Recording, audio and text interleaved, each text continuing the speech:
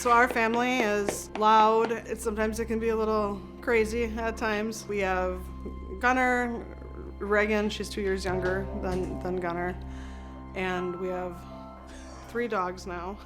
Just a typical family. Some things are obviously more difficult with a child who has, a physical disability, but we do the best that we can and just try to keep on moving forward and try to keep their lives as relatively normal as we possibly can.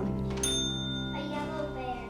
Gunnar was initially diagnosed with spastic diplegic cerebral palsy. His noticeable symptoms began around 18 months. He was a little late to walk. He was toe walking, and he also had weakness in standing, and he had problems with his balance and coordination. Instead of getting up off of the floor, he would kind of pull himself over to a piece of furniture and then pull himself up using his upper body instead of his legs. And that diagnosis changed in 2021 when genetic testing revealed a pathogenic variant of his KIF1A gene. With that diagnosis, it changed from the CP to hereditary spastic paraplegia.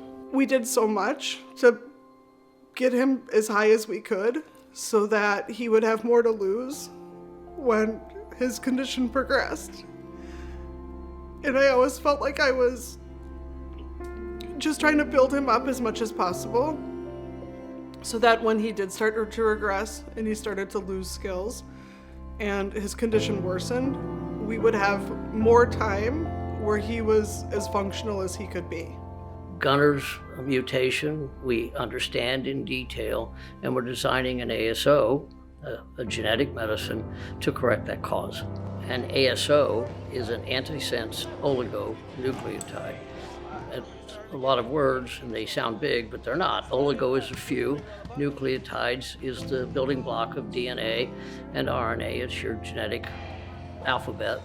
So we just have a few nucleotides that we use to target the specific targets that we need to fix genetic diseases. We're at a point now where we're hopeful that he's going to maintain this current level of function, not just physically but cognitively, and he's not going to develop additional symptoms that it was explained to us he would likely develop, and that it's just an amazing feeling of hope. People come to our industry with a desire to help patients, and that tends to get lost in just the abstractions of business and science. There are no abstractions anymore. We couldn't have done it alone.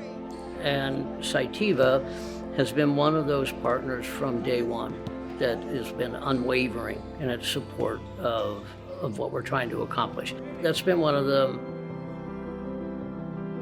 the privileges of doing this, to see the good hearts of so many people and companies. Cytiva's got a good heart. There's so many patients like Gunnar who could use a treatment but need the funding and the backing from organizations and companies to make those dreams a reality.